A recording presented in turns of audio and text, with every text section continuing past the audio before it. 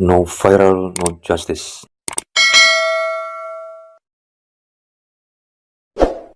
Kita jumpa lagi teman-teman.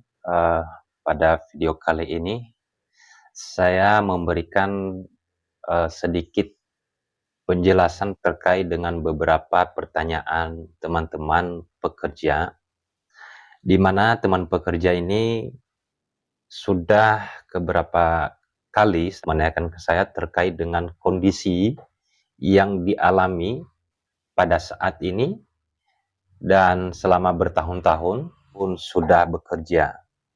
Kemudian keluhan ini sebenarnya sudah saya memberikan secara langsung jawaban kepada teman pekerja ini.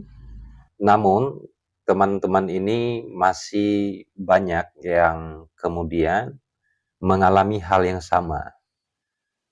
Teman-teman ini, teman pekerja ini mengkhawatirkan ketika saya menyampaikan informasi sebagaimana jawaban yang saya sampaikan kepada teman pekerja ini, menjadi terancam di tempat kerjanya atau teman-temannya akan terancam tempat kerjanya. Pertama teman-teman, apapun itu perbuatan yang dilakukan oleh seseorang yang diduga merugikan atau diduga perbuatan tersebut adalah merupakan tindak pidana, maka nggak usah khawatir dan tidak perlu takut. Karena kenapa ini perlu kita hindari lebih awal daripada secara terus-menerus ada yang menjadi korban. Nah, pertama yang perlu saya jelaskan di sini adalah dalam dunia kerja harus hati-hati melihat orang yang membuka lowongan kerja. Kita perlu melihat apakah orang yang memberikan informasi terkait lowongan kerja tersebut benar-benar ada pekerjaan di perusahaan yang dia tawarkan tersebut atau tidak. Itu yang pertama. Yang kedua, terkait keluhan teman pekerja ini adalah di saat dia bekerja adalah dimintakan atau diminta jaminan berupa uang dan juga berupa benda atau berupa dokumen. Yang pertama yang saya sampaikan di sini bahwa dalam menerima pekerja, pemberi kerja tidak boleh memungut biaya apapun terhadap calon penerima kerja atau calon pekerja. Ketika itu terjadi, maka itu merupakan modus daripada tindak pidana penipuan. Ya, itu tidak boleh kalau ada yang meminta uang. Yang kedua, kalau ada yang meminta barang, nah, baik itu barang bergerak, barang tidak bergerak, atau berupa dokumen, maka itu adalah merupakan unsur penggelapan atau unsur penipuan juga terhadap perbuatan tersebut. Maka tidak boleh pihak perusahaan meminta jaminan apapun atau meminta uang apapun kepada calon penerima kerja atau pekerja.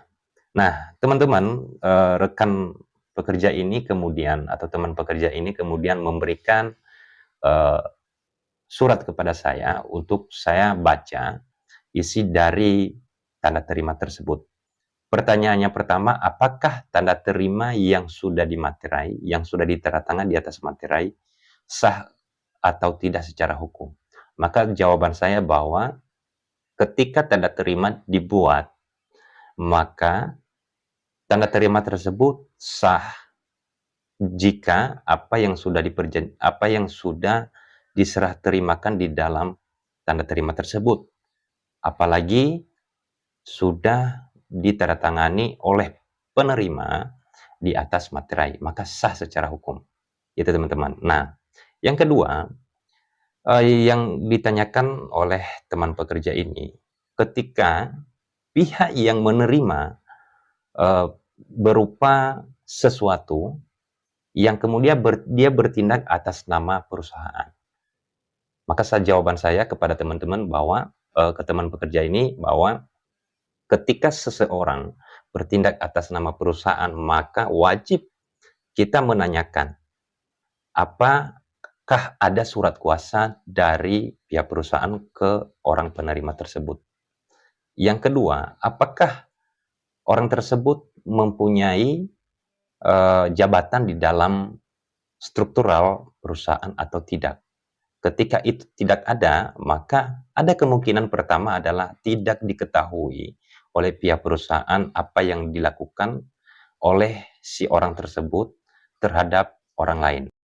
Nah, bisa kita asumsikan bahwa contohnya dia menerima sesuatu, bisa kita asumsikan bahwa pihak perusahaan itu tidak tahu, menahu atau tidak diketahui oleh pihak perusahaan.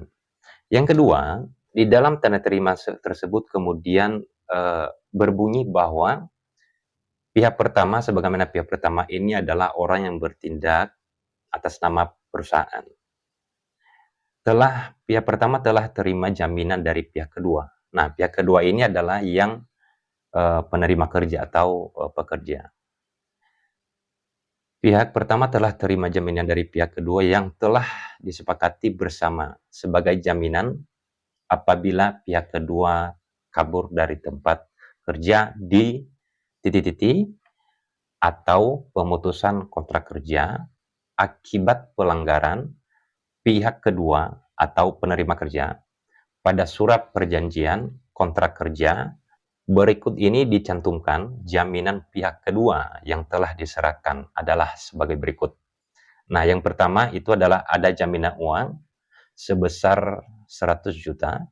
Kemudian ada yang kedua adalah sertifikat tanah atau AKCB atau jual beli tanah, tetapi tidak dicantumkan nomor sertifikatnya di sini dan juga nomor AJB-nya. Dan surat keterangan surat jual beli ini juga tidak ada di dalam tanda terima tersebut. Nah, kemudian pertanyaan teman-teman ini, saya bertanya kepada teman pekerja, apakah uang yang dimaksud sudah dibayar apa belum? Teman pekerja ini memberikan jawab kepada saya bahwa ada yang sudah membayar dan ada yang belum membayar. Nah, kemudian saya tanya lagi, setelah saya baca surat perjanjian kontrak kerja, karena di sini adalah dia memberikan dua alternatif, adalah pertama kalau kabur, kemudian kalau ada pemutusan kerja akibat pelanggaran sebagaimana yang dicantumkan di dalam surat perjanjian kontrak kerja. Nah, setelah saya baca, kemudian saya tanya, kalau kemudian yang sudah membayarkan uang tersebut, yang 100 juta tersebut, kemudian dia tidak kabur dari tempat kerjanya dia, apakah ketika selesai dia kerja sesuai dengan kontrak kerjanya dia, apakah uangnya dikembalikan apa tidak? Kemudian dia menjawab bahwa tidak. Nah, itu satu poin. Kemudian saya jawab bahwa harusnya ketika selesai kontrak kerja, wajib untuk dikembalikan uang yang sudah diterima tersebut.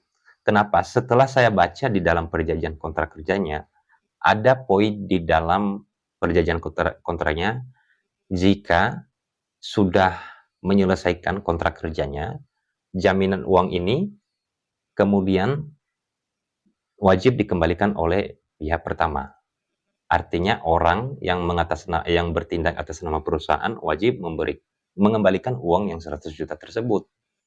Nah, ini yang dialami oleh atau yang dikeluhkan oleh teman pekerja ini. Itu pertama. Kedua, saya menyampaikan bahwa ini adalah sudah tindak pidana penipuan ini.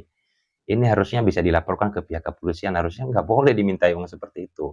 Yang kedua, saya menjawab bahwa harusnya ini kan jangan dibayar dulu, kan belum kabur, ya belum kabur, kan nggak boleh. Kan katanya di sini itu bahwa apabila pihak kedua kabur, kalau nggak kabur berarti tidak dibayar. Ya harusnya begitu, tetapi Di sini tanda terima ini malah sudah diterima oleh pihak pertama. Sekalipun ada yang sudah membayar, sekalipun ada yang tidak membayar. Nah, ini risiko ini untuk pihak pertama.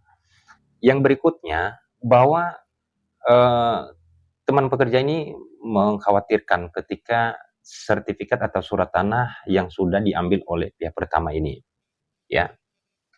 Saya menyampaikan bahwa kalau ada serah terima dari suatu sertifikat atau dokumen atau berupa jaminan, contohnya jaminan utang, itu wajib dinotarilkan, ya, wajib dibuat akta di notaris gitu, dibuatkan oleh notaris. Nah, maka saya jawab ke teman pekerja ini bahwa sertifikat tanah atau berupa AJB yang sudah diterima oleh pihak pertama itu juga wajib dikembalikan ketika sudah selesai kerja. Itu wajib dikembalikan. Tidak bisa ditahan. Ketika dia menahan dokumen tersebut, maka itu ada merupakan tindak pidana penggelapan dokumen. Karena kenapa? Itu mesti jelas apa hak ketika berada di dalam kekuasaannya suatu barang atau dokumen tersebut yang bukan atas nama dianya. Nah, kemudian pertanyaan lain, teman-teman ini, teman pekerja ini, ketika saya kabur, kemudian uh, uang belum saya bayarkan, padahal sudah ada tanda terimanya. Kemudian sertifikatnya belum jelas, nomor sertifikatnya ada apa enggak, AJB-nya juga belum jelas, surat jual belinya juga belum jelas. Nah, bagaimana apa yang terjadi? Saya katakan bahwa pertama adalah kalau kabur sesuai dengan perjanjian dan kemudian sebagai pekerja yang sudah membuat perjanjian dan sudah tak ada tanda terima, ketika mengakui apa yang ada di dalam tanda terima dan perjanjian, maka itu adalah sah secara hukum, kecuali itu dibantah secara hukum itu. Nah, kemudian bagaimana nanti sertifikatnya? Jangan-jangan ini langsung dibalik nama ke atas nama pihak pertama, atau mungkin dijual tanah saya gitu, tanah kami. Ini kan tanah orang tua saya. Ini bagaimana solusinya? Nah, saya menjawab bahwa tidak segampang itu menguasai atau menjual tanah sebagaimana yang tertera di dalam sertifikat atau di dalam akta jual beli. Pertama, sertifikat yang dimaksud juga tidak ada nomor sertifikatnya, atas nama siapanya belum jelas. Akta jual belinya pun juga, dan juga surat jual beli yang dimaksud di dalam tanda terima ini. Nah, sebenarnya hal ini adalah merupakan modus daripada penipuan. Saya menyampaikan begitu. Dan saya jelaskan bahwa ketika dilakukan jual beli atas nama sertifikat orang lain, maka itu wajib dilakukan proses hukum. Yang pertama yang dilanggar oleh pihak pertama, dia menerima secara tidak proses hukum atau tidak dilakukan akta secara notaril, dan kemudian surat-surat yang dimaksud juga tidak jelas di dalam tanda terima tersebut atau di dalam perjanjian tersebut. Nah, kemudian teman-teman menanyakan bahwa, nah kemudian ketika kami ini sudah berapa banyak yang sudah menyelesaikan kontrak kerja, dan waktu itu mereka ditagih, dan waktu itu juga ada yang sudah membayar secara tunai, dan juga ada yang membayar secara transfer. Apa yang perlu kami lakukan? Apakah kami bisa menagih uang itu?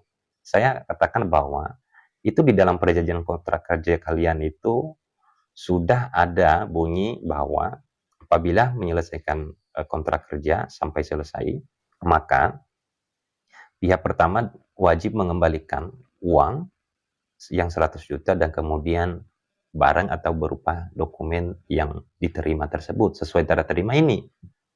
Nah, bagaimana kalau dia hanya menyerahkan sertifikat itu atau dokumen? sementara uangnya tidak dikembalikan. Maka saya mengatakan bahwa itu adalah sudah jelas merupakan penipuan. Dan jangan segan-segan untuk melakukan laporan ke pihak kepolisian. Dan nggak usah ragu-ragu untuk melaporkan tindak pidana ini. Ini tindak pidana yang modusnya sangat cantik sekali. Yang pertama adalah dengan memberikan tempat kerja kepada penerima kerja atau calon pekerja. Dia meminta uang. Itu yang harusnya tidak boleh secara hukum. Yang kedua, dalam memberikan pekerjaan, kemudian dia meminta jaminan lagi. Ya, karena alasannya apa? Alasannya di sini dia beralibi begini, takutnya kabur. Dan kemudian takutnya tidak habis kontrak kerja. Emang yang membayar gaji penerima kerja ini, dianya yang menerima tanda terima ini atau bukan? Dianya yang menerima uang itu atau bukan? Kan bukan.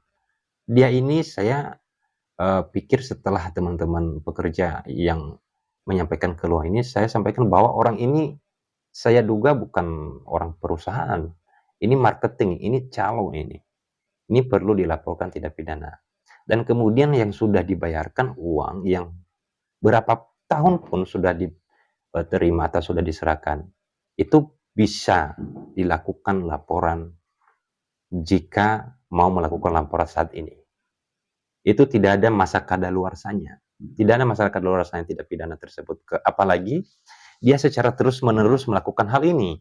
Ya, bagaimana kalau nanti semakin lama semakin banyak yang menjadi korban? Ini perlu dicegah, teman-teman.